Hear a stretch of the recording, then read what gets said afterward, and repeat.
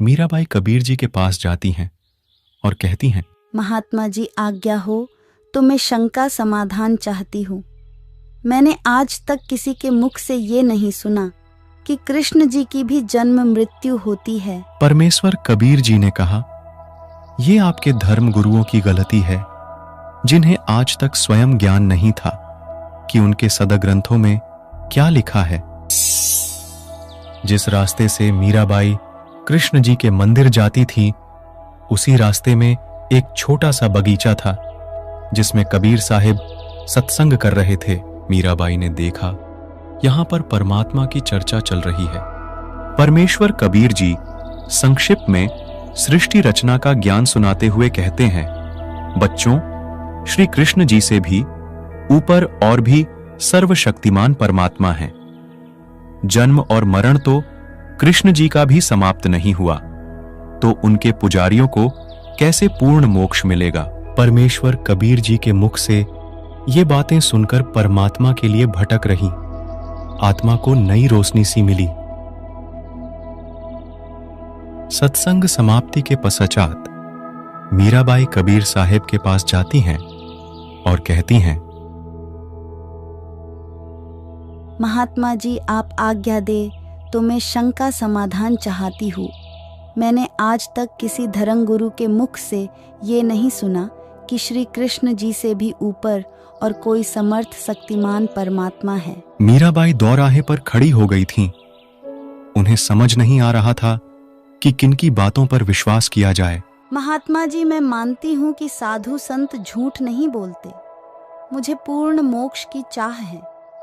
कृपया करके मेरी शंका का समाधान करें।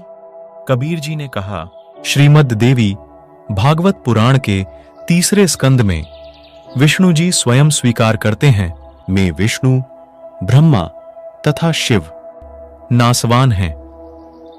हमारा आविर्भाव यानी जन्म तिरोभाव यानी मृत्यु होती रहती है। हम अविनाशी नहीं हैं। महात्मा जी मुझे तो स्वयं कृष्ण जी दर्शन देते हैं और मैं उनसे संवाद भी करती हूँ। अच्छा तो ठीक है, आप उन्हीं से पूछ लेना कि उनसे ऊपर भी क्या कोई परमात्मा है। वो झूठ नहीं बोलेंगे।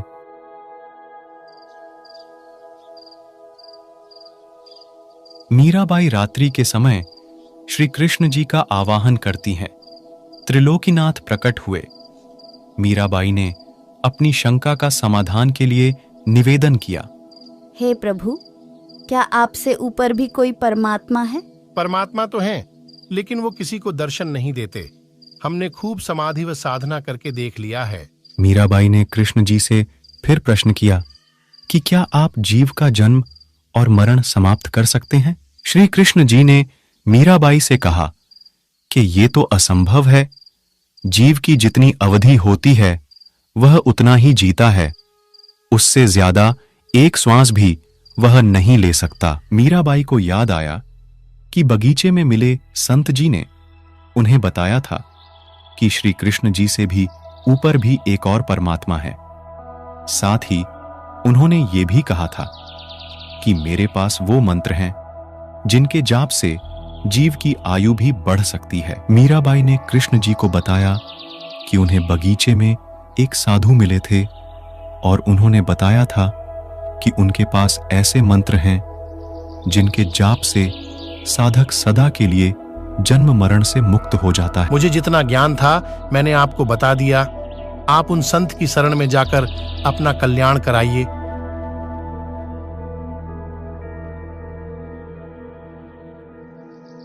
अगले दिन मीरा मंदिर नहीं जाकर सीधे संत जी के पास गई और श्री कृष्ण जी के साथ हुई सारी वार्ता कबीर जी को बताई और कबीर जी से दीक्षा लेने की इच्छा व्यक्त की।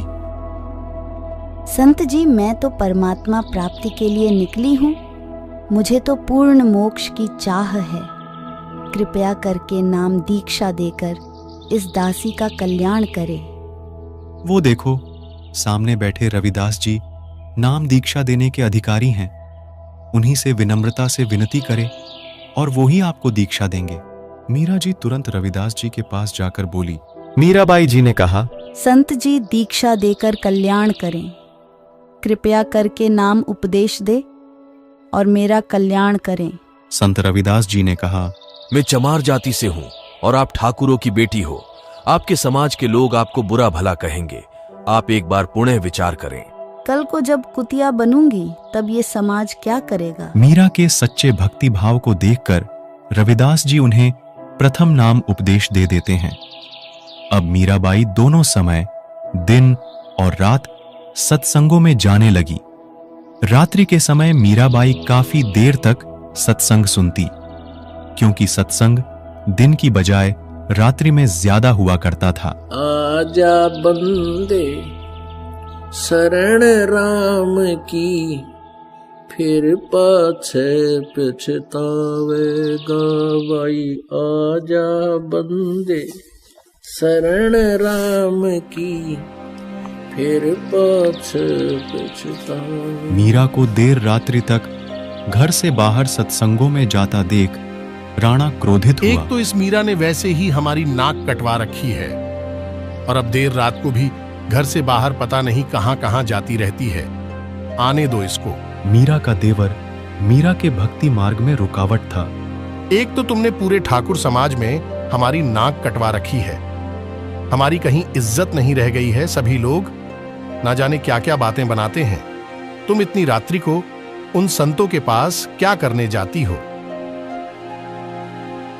यदि कोई व्यक्ति मनुष्य जीवन में भक्ति नहीं करता है तो जब वह 84 लाख योनियों में जन्म लेता है, निवस्त्र होकर गलियों में घूमता फिरता है, तब उसकी इज्जत कहाँ रह जाएगी?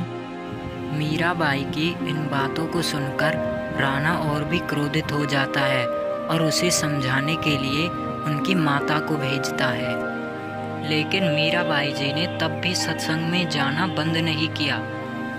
कुछ वर्षों के पश्चात देवर के अत्याचारों से दुखी होकर मीराबाई वृंदावन जाकर रहने लगी। वृंदावन में मीराबाई को कबीर परमात्मा एक साधु के रूप में मिले और उन्हें बताया कि अभी तो आगे की पढ़ाई शेष है, यानी कि प्रथम नाम के उपदेश से मोक्ष नहीं होगा। कबीर परमात्मा ने मीराबाई को सतनाम दिया। फिर मीराबाई को कबीर परमात्मा ने वही रूप दिखाया जिसमें वह रविदास जी के साथ उन्हें मिले थे। दर्शकों, अब आप सोच रहे होंगे कि कबीर जी भी तो यहाँ पर जन्म लेकर आए थे, उनकी भी तो मृत्यु हुई थी, आप उनको परमात्मा कैसे सिद्ध कर सकते हो? तो इसी के लिए हाँ देखिए हमारी आगे की वीडियो। इसमें हम आपको बताएंगे कि कौन थे कबीर साहब और वो कैसे अपने निज धाम सतलोक गए थे। पाथर पूजे हरि मिले तो मैं पूजू पहाड़, ताते वो चक्की भली पीस खाए संसार। काकर पाथर जोड़कर मस्जिद लई बनाए, तापर मुल्ला बांग दे क्या बहरा हुआ खुदाए। धार्मिक पाखंड के विरुद्ध इस तरह की वाणियां पहचान है उस संत की जो अध्यात्म का आधार है, जिनकी वाणी के बिना सब संत समागम अधूरे होते हैं। हम बात कर रहे हैं कबीर जी की, काशी वाले उसी धाड़क कबीर की जिनकी महिमा सभी धर्म ग्रंथ करते हैं। कबीर जी ने हर प्रकार के धार्मिक सामाजिक पाखंड का अपनी मार्मिक वाणियों द्वारा घोर विरोध किया और हमें एक नई दिशा व सद्ज्ञान देने का अटल प्रयास किया। वेद पढ़े पर भेद न जाने, बाँचे पुराण 18, पत्थर की पूजा करें भूल गए सिरजनहारा। कबीर गला काट बिस्मिल करें, वे काफिर बेबूजम, औरा काफिर बता वही अपना कुफर न सूजम। इसी तरह जात पात के ऊपर भी कबीर जी ने अपनी अमर वाणी बोली है। काहे को कीजे पांडे छूत विचार, छूत ही ते उपजा सब संसार। हमरे कैसे लोहू तुमरे कैसे दूत, तुम कैसे ब्राह्मण पांडे हम कैसे सूत। कबीर जी इस तरह की वाणी सुनाते ही रहे और यही संदेश सुनाते सुनाते अपने सतलोक में सह शरीर चले गए। और कबीर साहिब जी जाते जाते भी 120 वर्ष की आयु में ऐसी भ्रांति को दूर कर गए जो उस समय पंडितों ने फैला रखी थी। काशी के तो पंडित कूके मगर मरो न कोय, वातो पृथ्वी सूची नाही, त्रिशंख पड़ा बिलाए। उस समय हिंदू धर्म गुरुओं पंडितों ने एक प्रथा बना रखी थी कि जो व्यक्ति काशी में प्राण त्यागता है उसे स्वर्ग प्राप्त होता है, तथा जो मगहर में मृत्यु को प्राप्त होता है वो गधा बनता है। कारण यह बताया जाता था कि मगहर नगर शिव के श्राप से श्रापित है। वहां की आमी नदी भी शिव जी के श्राप से सूख गई थी। यह धर्म गुरुओं का मनमाना आचरण बताते हुए पूर्ण परमात्मा कबीर साहिब जी कहते हैं, भूमि भरोसे बूढ़ ही कल्पत है दहुदीन, सबका सदगुरु कुल धनी मगहर बये ल्योलीन। इस वाणी में कबीर साहिब जी समझाते हैं कि मनुष्य स्वर्ग जाएगा या नरक, यह मनुष्य के कर्म आधार से निर्धारित होता है। परमात्मा कबीर साहिब जी कहते हैं कि भक्ति करनी चाहिए, भक्ति नहीं करने वाला व्यक्ति दुनिया की किसी भी जगह मृत्यु को प्राप्त हो, उसे नरक ही प्राप्त होगा। मुक्ति खेत मथुरापुरी वहाँ कीना कृष्ण की लोल, कंस केसी चानौर से वहाँ फिरते डामाडोल। परमात्मा कहते हैं कि मथुरा जिसे आप लोग मुक्ति का धाम बताते हो, क्योंकि श्री कृष्ण जी ने वहाँ लीलाएं की थी, लेकिन उसी मुक्ति धाम में कंस केसी चानौर की दुर्गति से मृत्यु हुई। परमात्मा कहते हैं कि स्वर्ग नरक कर्म आधार से प्राप्त होते हैं, किसी जगह विशेष पर मरने से नहीं। कबीर जी ने इसी भ्रम का निवारण करने के लिए कहा कि मैं मगहर में अपना शरीर छोड़ूंगा और तुम सब देखना कि मैं कहाँ जाऊंगा। इस बात से हजारों की संख्या में लोग निश्चित दिन मगहर में पहुंच गए। कबीर जी ने कहा कि मैं बहते पानी में स्नान करूंगा। राजा ने बताया कि यहाँ एक आमी नदी हुआ करती थी जो भगवान शिव के श्राप से सूख चुकी है। कबीर जी ने उस नदी की तरफ अपने हाथ से इशारा किया, जैसे ट्रैफिक पुलिस वाहनों को चलने का इशारा करती है। इशारा करते ही थोड़ी दूरी पर एक बम फटने जैसी आवाज आई और नदी पानी से भरकर चल पड़ी। सभी ने ये लीला देखकर कबीर जी की जय जयकार की और नदी में स्नान किया। कबीर परमात्मा की लीला का आज भी जीवित प्रमाण है और आज भी आमी नदी में पानी बह रहा है। मगहर के नवाब बिजली खान पठान व काशी नरेश वीर देव सिंह बघेल जो कबीर जी के शिष्य बन चुके थे, वो दोनों ही अपनी अपनी सेना लेकर वहां पहुंच गए थे। स्नान करने के बाद कबीर जी ने उनसे पूछा कि सेना किस लिए लाए हो। दोनों राजाओं ने गर्दन नीची कर ली। तभी वहां खड़ी भीड़ में से आवाज आई कि मुस्लिम लोगों ने कहा, आप हमारे पीर हैं, हम आपका अंतिम संस्कार मुस्लिम रीति से करेंगे, इन काफिर हिंदुओं के हाथ नहीं लगने देंगे। हिंदुओं ने कहा कि हम कटकर मर जाएंगे, लेकिन भगवान आपका शव इनके हाथ नहीं लगने देंगे। दोनों धर्म के लोगों को एक दूसरे को मरने मारने पर उतारू देख कबीर जी ने कहा कि अरे नादानो, क्या 120 वर्ष तक तुम्हें यही शिक्षा दी मैंने? सभी शर्मिंदा हो गए। कबीर जी ने आदेश दिया कि यदि आपस में लड़े तो तुम सबको मेरी 3 तलाक है। मेरे जाने के बाद शरीर के स्थान पर जो कुछ भी मिले आधा आधा बांट लेना, लेकिन लड़ना मत बच्चों। भक्तों ने एक चद्दर बिछाकर उस पर सुगंधित फूल डाल दिए। उस पर कबीर जी लेट गए। एक चद्दर ऊपर डाल दी। थोड़ी देर में आकाशवाणी हुई, उठा दो पर्दा, इसमें नहीं है मुर्दा।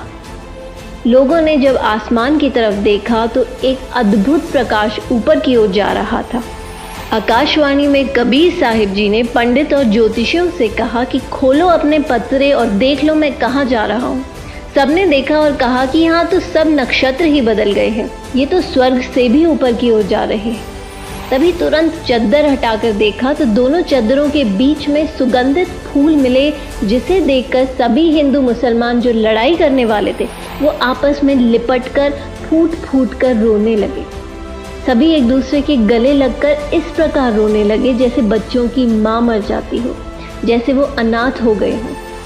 संत गरीबदास जी की अमर वाणी है, काशी तज गुरु मगहर आए दोहू दीन के पीर, कोई गाडे कोई अगन जरावे, ढूंढा ना पाया शरीर। आधे फूल एक चद्दर हिंदुओं ने व आधे फूल और दूसरी चद्दर मुसलमानों ने ले ली और वहीं पर साथ साथ यादगार बना दी। इसका प्रमाण मगहर में आज भी है और पूरे विश्व में केवल मगहर को छोड़कर ऐसी कोई जगह नहीं है जहां एक व्यक्ति की एक ही स्थान पर समाधि और मजार दोनों हो। अतः कबीर जी हमें जाते जाते भी एक संदेश देकर चले गए कि हिंदू मुस्लिम दो नहीं भाई, दो कहें सो दो जग जाई। कहा तो दोनों के बीच भयंकर युद्ध होना था और उसके विपरीत परमात्मा की दया से दोनों दीन हिंदू मुसलमानों में भाईचारा बढ़ा। लेकिन परमेश्वर दयालु है, उन्होंने जाते जाते भी उस अनर्थ को टाल दिया।